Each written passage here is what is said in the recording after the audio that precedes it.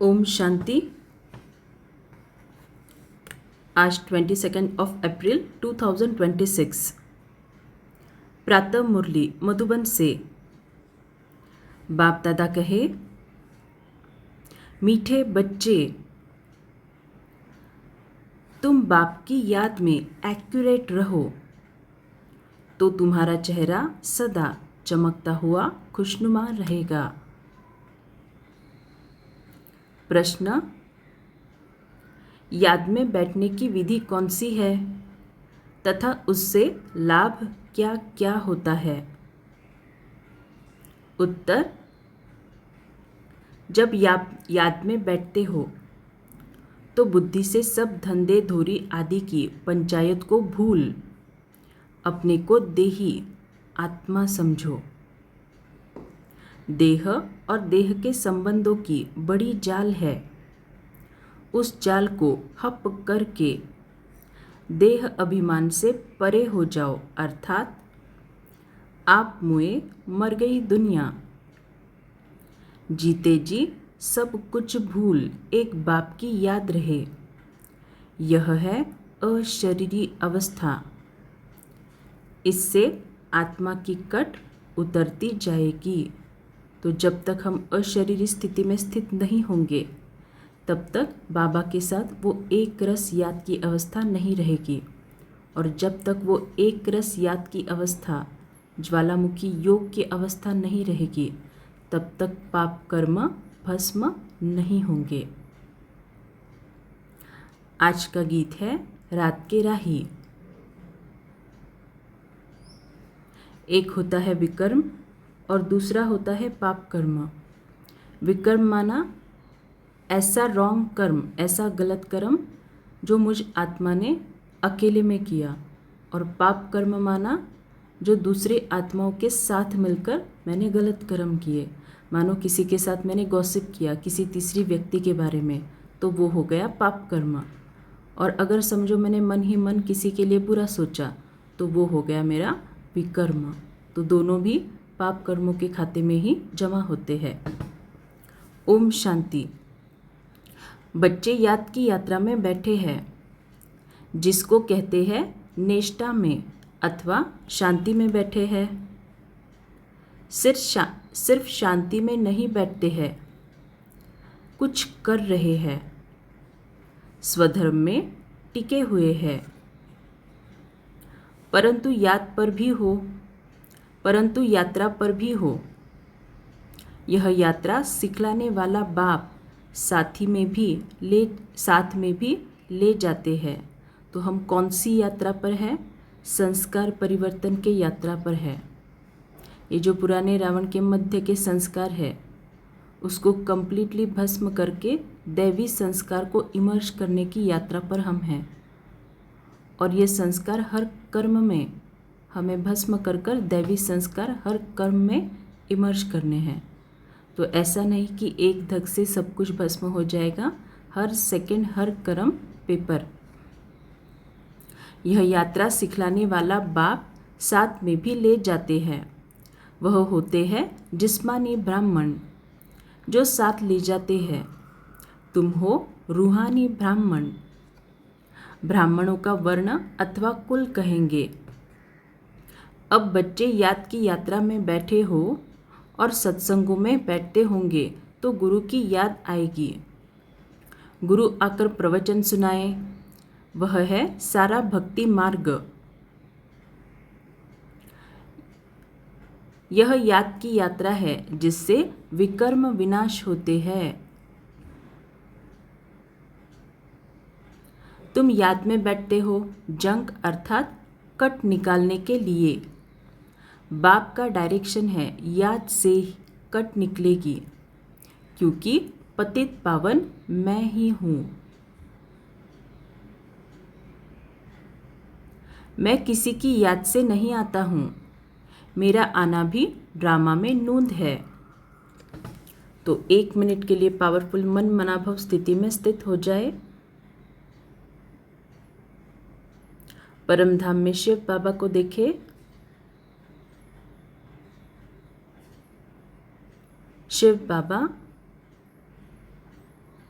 Supreme पतित पावन।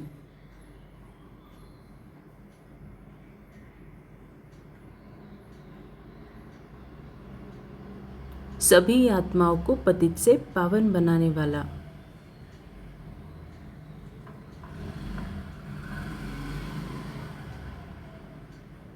विश्व कल्याणकारी बाप।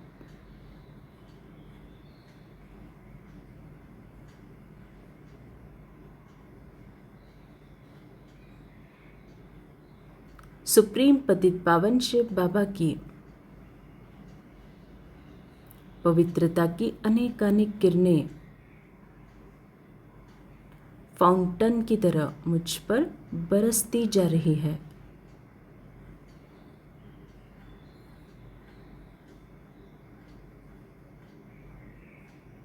बस इसी पावरफुल याद में मुरली को सुने। मैं किसी की याद से नहीं आता हूँ, मेरा आना भी ड्रामा में नूंद है। जब पतित दुनिया बदलकर पावन दुनिया होनी है, आदि सनातन देवी देवता धर्म जो प्राय लोप है, उसकी स्थापना फिर से ब्रह्मा द्वारा करते हैं। जिस ब्रह्मा के लिए ही समझाया है, ब्रह्मा सो विष्णु सेकंड में बनते हैं। फिर विष्णु से ब्रह्मा बनने में 5000 वर्ष लगते हैं। यह भी बुद्धि से समझने की बातें हैं। तुम जो शूद्र थे, अब ब्राह्मण वर्ण में आए हो। तो शूद्र थे अर्थात हमारे विचार बिल्कुल साधारण, विकारों से भरपूर थे, इसीलिए हर विचार, हमारा हर कर्म पाप कर्म या तो विकर्म बन जाता था। तब थे हम शूद्र, लेकिन जब इस ज्ञान मार्ग में आए, बाबा के बच्चे बने, ब्राह्मण वर्ण में आए।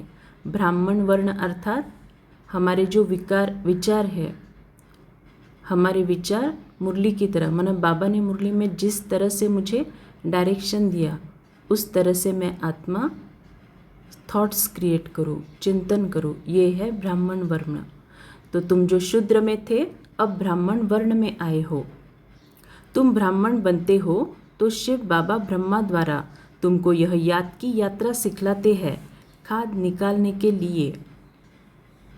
जब हम ब्राह्मण बनते हैं तभी खाद निकलती है। इसी का मतलब क्या? जब तक हम पुराने संस्कारों को पीछे हटाकर दैवी संस्कारों को यूज़ करके ज्ञान की धारणा कर श्रेष्ठ कर्म नहीं करते, तब तक असल मायने में विकर्म विनाश नहीं होते। नहीं तो फिर क्या होगा? आप योग में बैठेंगे, आत्मा को पवित्र बनाएंगे, फिर साधारण चलन से अगर चलेंगे, पुराने स्वभाव संस्कार को यूज़ करेंगे, तो फिर से 100 गुना हिसाब किताब बनाएंगे। तो जहाँ पे आत्मा को सद्गति पानी है, वहाँ पे उल्टा आत्मा दुर्गति को पाती जाती है। यह रचना का चक्र कैसे फिरता है, सो तो समझ गए। इसमें कोई देरी नहीं लगती है। अभी है भी बरोबर कलयुग। वह सिर्फ कहते हैं कलयुग की अभी आदि है, और बाप बतलाते हैं कलयुग का अंत है। घोर अंधियारा है। बाप कहते हैं तुमको इन सब वेद शास्त्रों का सार समझाता हूँ। तुम बच्चे सुबह को जब यहाँ बैठते हो तो याद में बैठना होता है, नहीं तो माया के तूफान आएंगे। धंधे धूरी तरफ बुद्धि योग जाएगा। यह सब बाहर की पंचायत है ना। जैसे मकड़ी कितने जाल निकालती है, सारा हब भी कर लेती है। देह का कितना प्रपंच है, काका चाचा मामा गुरु गोसाई, कितनी जाल दिखाई पड़ती है। वह सारी हब करनी है देह सहित। अकेला देही बनना है। मनुष्य शरीर छोड़ते हैं तो सब कुछ भूल जाते हैं। तो यहाँ पे देही बनना अर्थात सामने से हिसाब किताब आएंगे, लेकिन उस हिसाब किताब को मैं आत्मा योग बल से और ज्ञान के प्रैक्टिकल आचरण से चुकतू करती हूँ। ये है देही बनना। मनुष्य शरीर छोड़ते हैं तो सब कुछ भूल जाते हैं। आप मुए मर गई दुनिया। यह तो बुद्धि में ज्ञान है कि यह दुनिया खत्म होनी है। बाप समझाते हैं, जिसका मुख नहीं खुलता है तो सिर्फ याद करो। जैसे यह ब्रह्मा बाप को याद करता है, कन्या पति को याद करती है, क्योंकि पति परमेश्वर हो जाता है। इसीलिए बाप से बुद्धि निकल पति में चली जाती है। यह तो पतियों का पति है, ब्राइड ग्रूम है ना। तुम सब हो ब्राइड्स। भगवान की सब भक्ति करते हैं।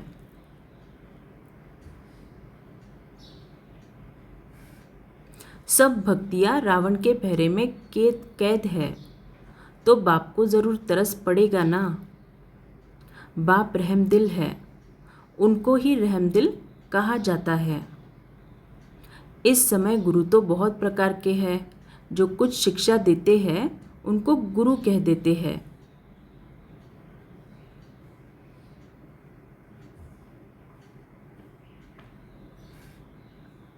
यहाँ तो बाप प्रैक्टिकल में राजयोग सिखलाते हैं। यह राजयोग किसको सिखलाना आएगा ही नहीं, परमात्मा के सिवाय। अंडरलाइन।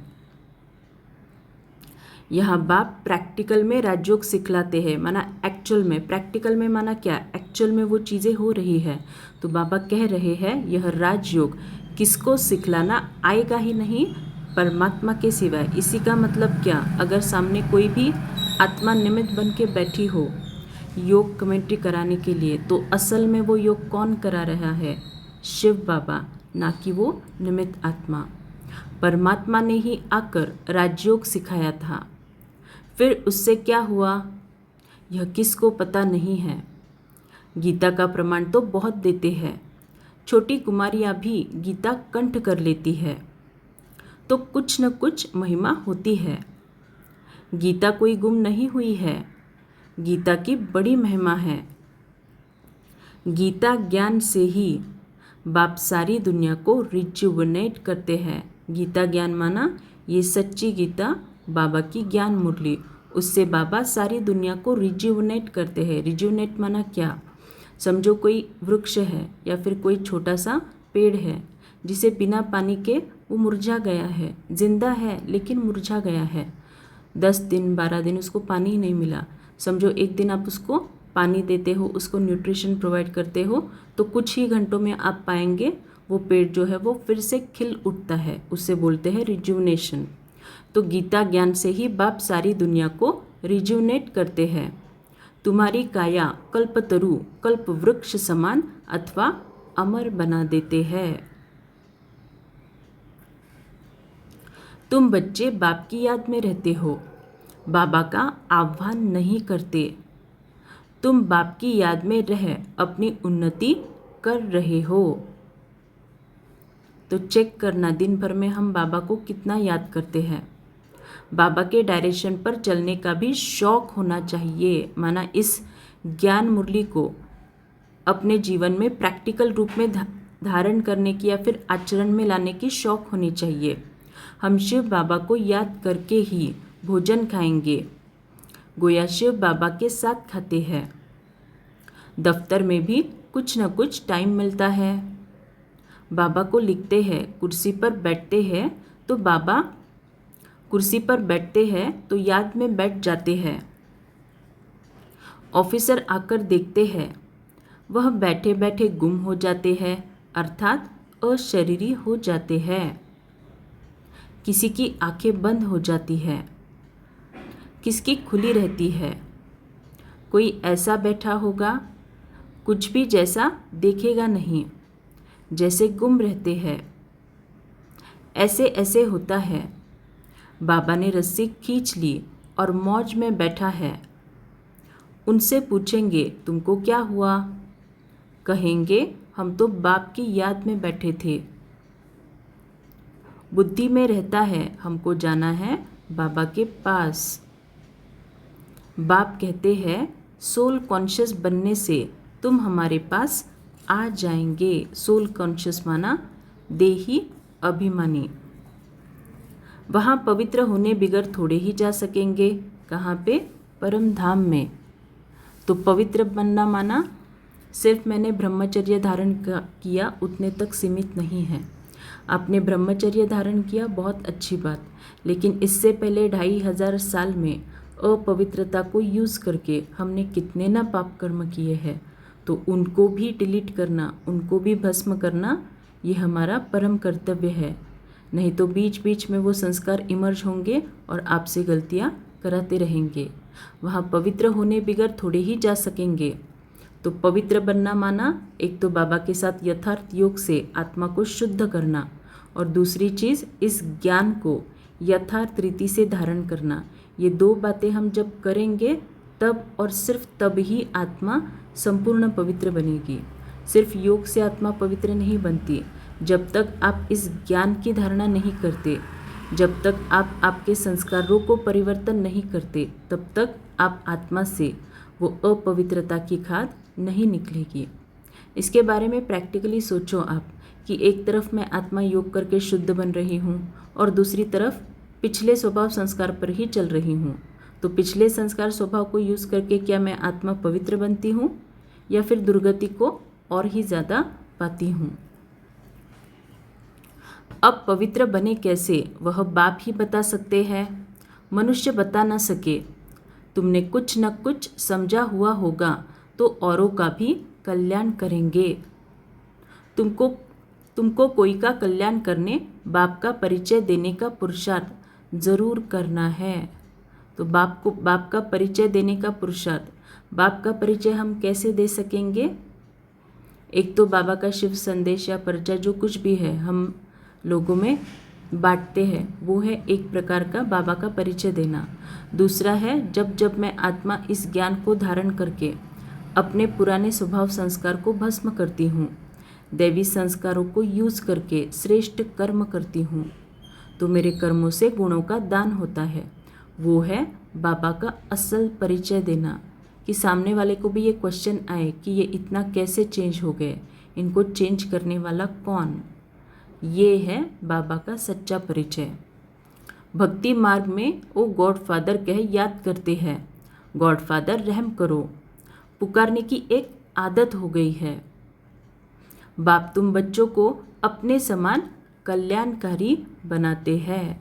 तो सोचो बाबा जितना कल्याणकारी है, बाबा चाहे कितना भी पतित आत्मा हो उसको पतित आत्मा के रूप से नहीं देखते, उसको हर बार परम पवित्र आत्मा की स्वरूप में देखते हैं। तो चेक करना, क्या मैं आत्मा अन्य आत्माओं को भी उस स्वरूप में देखती हूँ? चाहे वो मेरे साथ कितना ना गलत व्यवहार करे, क्या मैं फिर भी उन आत्माओं को परम पवित्र आत्मा के स्वरूप में देखती हूँ? चेक करना। माया ने सबको कितना बेसमझ बना दिया है। लौकिक बाप भी बच्चों की चलन ठीक नहीं देखते हैं तो कहते हैं कि तुम तो बेसमझ हो, 1 वर्ष में बाप की सारी मिल्कियत उड़ा देंगे। तो बेहद का बाप भी कहते हैं तुमको क्या बनाया था, अभी अपनी चलन तो देखो। अब तुम बच्चे समझते हो कैसा वंडरफुल खेल है। भारत का कितना डाउनफॉल हो जाता है। डाउनफॉल ऑफ भारतवासी।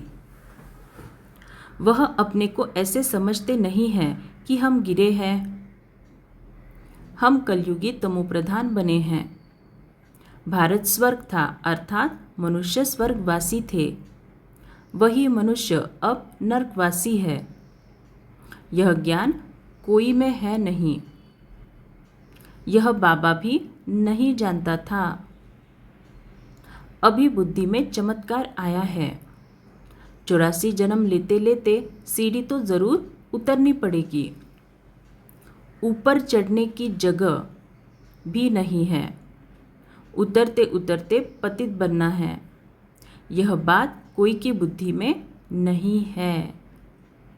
तो जब हम संगम युग पे आते हैं तो संगम युग ही एक ऐसा युग है जहाँ पे आत्मा की चढ़ती कला होती है।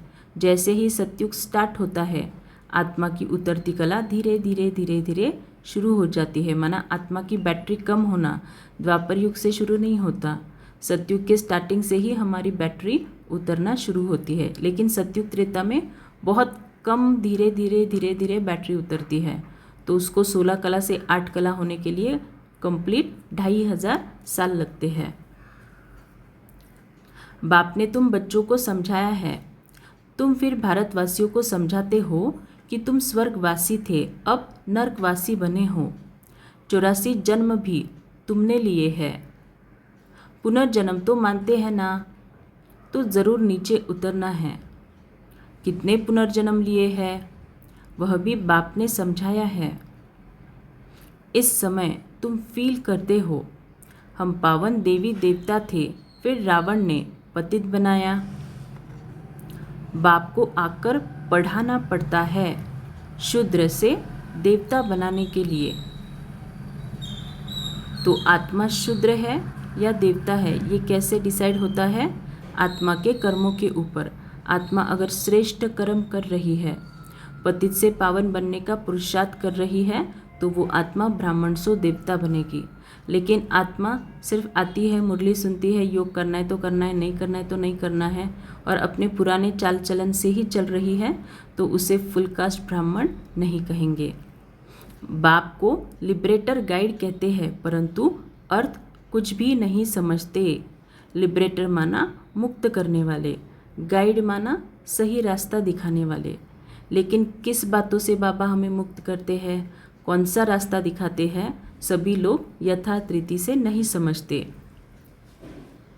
अभी वह समय जल्दी आएगा जो सबको पता पड़ेगा, देखो क्या से क्या बन गए हैं, ड्रामा कैसे बना हुआ है। किसको स्वप्न में भी नहीं था कि हम लक्ष्मी नारायण जैसा बन सकते हैं। बाप कितना स्फूर्ति में ले जाते हैं। अब बाप से वर्षा लेना है तो श्रीमत पर चलना है। तो देखो, सिर्फ योग करके काफ़ी नहीं है, श्रीमत पर चलना माना बाबा ने मुरली में जो जो कहा उसे मैंने आत्मा ने आचरण किया। याद की यात्रा की प्रैक्टिस करनी है। तुमको मालूम है कि पादरी लोग पैदल करने जाते हैं, कितना साइलेंस में ऐसे चलते हैं। वह क्राइस्ट की याद में रहते हैं, उनका क्राइस्ट के साथ लव है। तुम रूहानी पंडों की प्रीत बुद्धि है, परम प्रिय परम पिता परमात्मा के साथ। बच्चे जानते हैं नंबरवार पुरुषार्थ अनुसार कल पहले मुआफिक राजधानी जरूर स्थापन होगी। जितना पुरुषार्थ कर श्रीमत पर चलेंगे।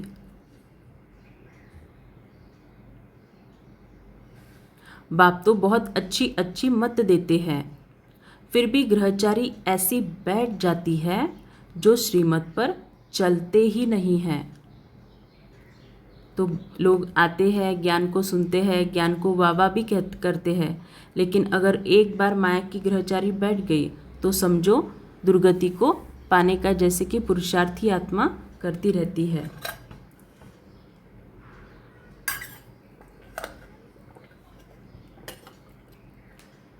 तुम जानते हो श्रीमत पर चलने में ही विजय है, निश्चय में ही विजय है। बाप कहते हैं तुम मेरी मत पर चलो। क्यों समझते हो कि यह ब्रह्मा मत देते हैं? हमेशा समझो शिव बाबा राय देते हैं, वह तो सर्विस की ही मत देंगे।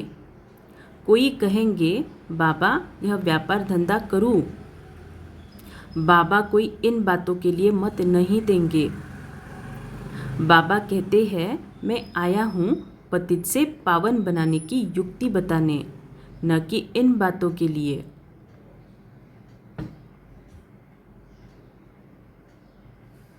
मुझे बुलाते भी है, हे पतित पावन आकर हमें पावन बनाओ, तो मैं वह युक्ति बताता हूँ बहुत सहज। तुम्हारा नाम ही है गुप्त सेना। तो आज का टाइटल गुप्त सेना। उन्होंने फिर हथियार बाण आदि दिखलाए हैं, परंतु इसमें बाण आदि की कोई बात ही नहीं है। यह सब है भक्ति मार्ग।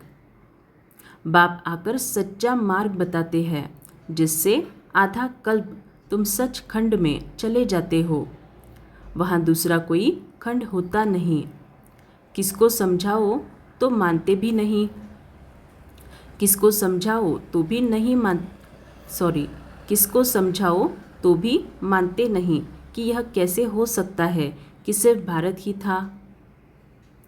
क्राइस्ट से 3000 वर्ष पहले भारत स्वर्ग था ना, तब और कोई धर्म नहीं था। फिर झाड़ वृद्धि को पाता रहता है।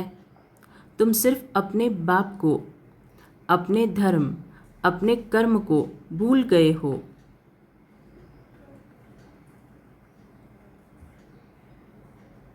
फिर से पढ़ते हैं। तुम सिर्फ अपने बाप को, अपने धर्म, कर्म को भूल गए हो। देवी देवता धर्म का अपने को समझते तो गंदी चीज़ें आदि कुछ भी नहीं खाते। अंडरलाइन। चेक करना खुद को। बाबा क्या कह रहे हैं? अगर हम देवी देवता धर्म का अपने को समझते तो गंदी चीज़ें आदि कुछ भी नहीं खाते। तो गंदी चीज़ें माना सिर्फ नॉनवेज नहीं। अगर हम आत्माएं ऐसे आत्माओं के हाथ का खाना खा रहे हैं जो ज्ञान मार्ग में नहीं है, भले ही आप बिना प्याज लहसुन का खा रहे हो, लेकिन उस आत्मा के हाथ का खा रहे हो जो ज्ञान में है ही नहीं, तो आप गंदी चीज़ खा रहे हो। गंदी चीज़ माना क्या? ऐसा अन्न जो बाबा की याद में बनाया हुआ नहीं है, ऐसा अन्न जो बाबा को भोग लगा के खाया हुआ नहीं है। तो अपने आप को चेक करो। परंतु खाते हैं क्योंकि वह गुण नहीं है, इसीलिए अपने को हिंदू कह देते हैं। नहीं तो लज्जा आनी चाहिए। हमारे बड़े ऐसे पवित्र और हम ऐसे पतित बन गए हैं, परंतु अपने धर्म को भूल गए हैं। अभी तुम ड्रामा के आदि मध्य अंत को अच्छी रीति समझ गए हो। कोई भी ऐसी बात हो तो तुम कह सकते हो कि यह पॉइंट्स अभी बाबा ने बताई नहीं है बस, नहीं तो मुफ्त मूंछ पढ़ते हैं। बोलो हम पढ़ रहे हैं। सब कुछ अभी ही जान ले फिर तो विनाश हो जाए, परंतु नहीं। अभी मार्जिन है, हम पढ़ रहे हैं। अंत में संपूर्ण पवित्र हो जाएंगे। तो संपूर्ण पवित्र कैसे बनेंगे? सिर्फ अगर मैंने ब्रह्मचर्य धारण किया तो मैं संपूर्ण पवित्र हूँ क्या? इससे पहले 2500 वर्ष मैंने जो भी पाप कर्म किए उसके बीज आत्मा के अंदर है। वो सभी वाइब्रेशन पाप कर्मों के आत्मा के अंदर है।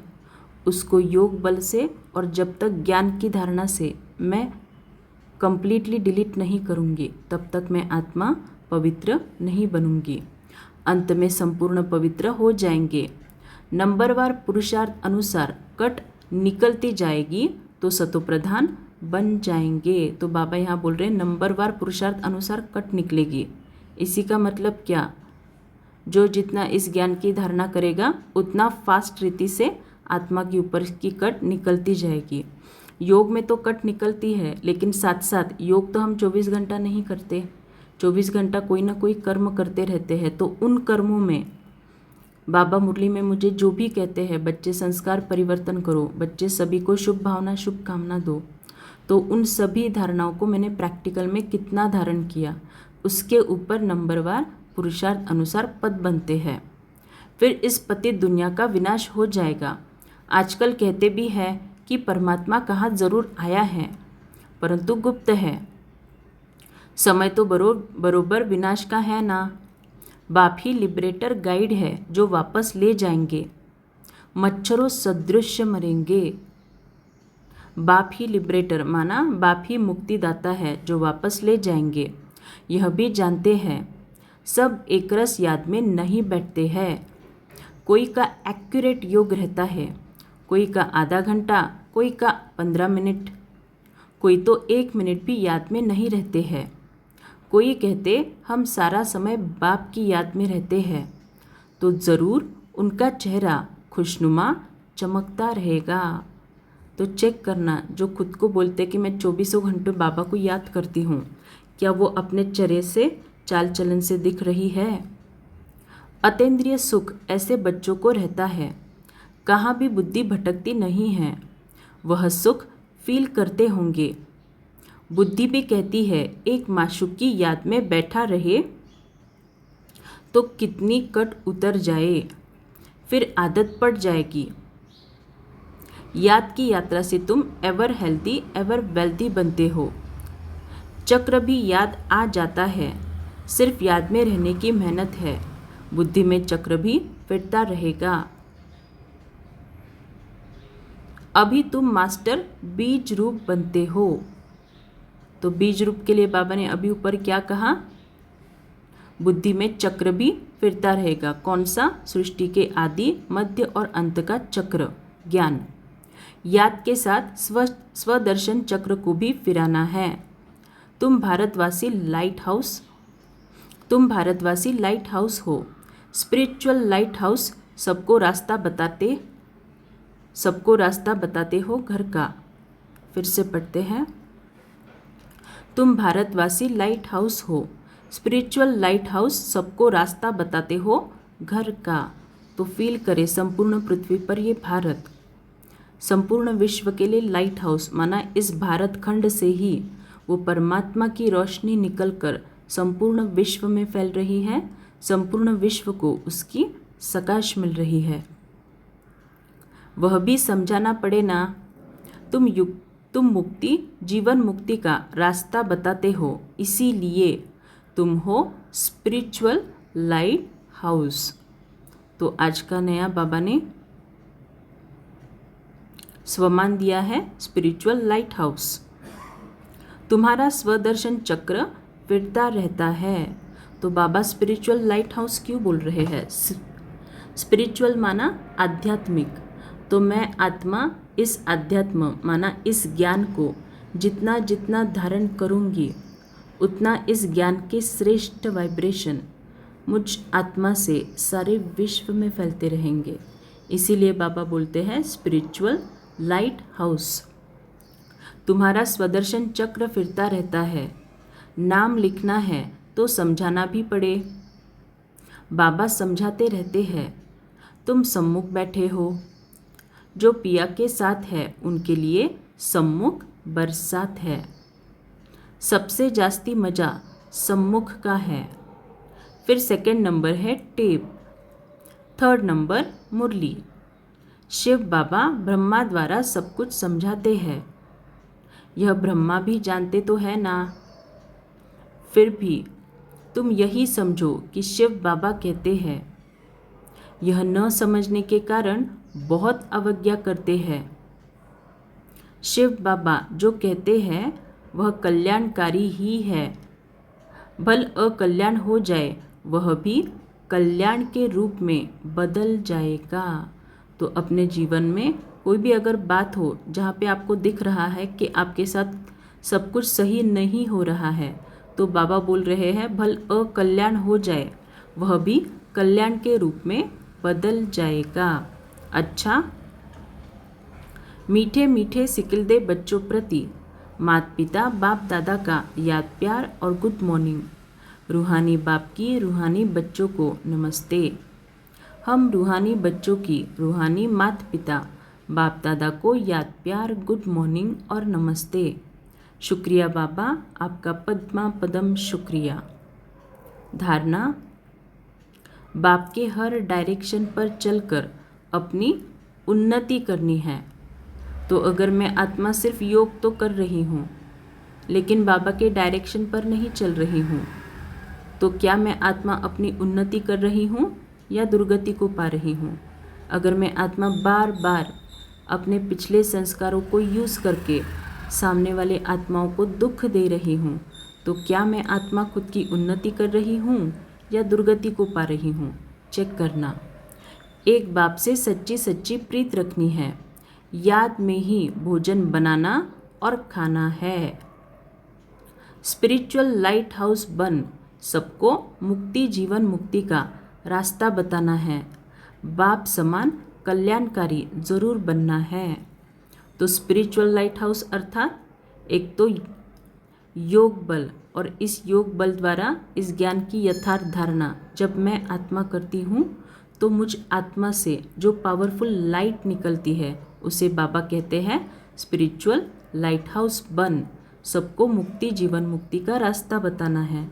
तो जब जब मैं आत्मा इस ज्ञान की प्रैक्टिकल धारणा करती हूँ, उस धारणा के श्रेष्ठ वाइब्रेशन विश्व की सभी आत्माओं को मुक्ति जीवन मुक्ति दिलाने के निमित्त बनती है।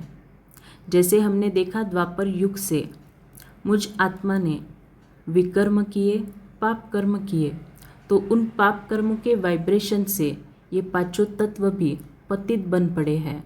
तो अब इन पांचों तत्वों को मुझे पवित्र फिर से बनाना है, तो क्या करना है? इस ज्ञान की यथार्थ धारणा।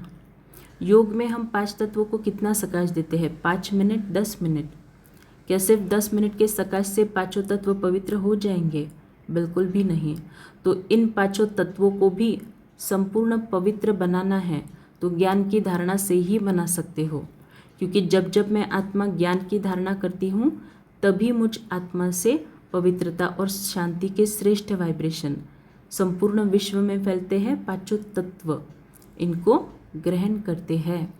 नहीं तो अगर हम पुरानी चाल ही चलेंगे, व्यर्थ संकल्प ही करेंगे, तो उनसे भी जो वाइब्रेशन निकलेंगे उससे तो दुनिया और पतित बनेगी। तो सोचना इसके ऊपर। बाप समान कल्याणकारी जरूर बनना है। वरदान, ईश्वरीय शान में स्थित रह हर कर्म शानदार बनाने वाले सर्व परेशानियों से मुक्त भव। ईश्वरीय शान में स्थित रह हर कर्म शानदार बनाने वाले सर्व परेशानियों से मुक्त भव। सदा इसी ईश्वरीय शान में रहो कि मैं बाप दादा का नूरे रत्न हूँ। हमारे नैनों व नज़रों में कोई भी चीज़ समा नहीं सकती।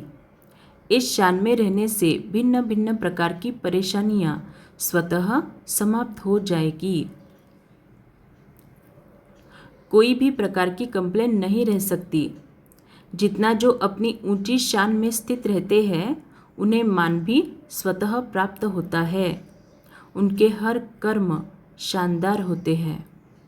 स्लोगन, ट्रस्टी वह है जो अपना सब कुछ बाप हवाले कर दे।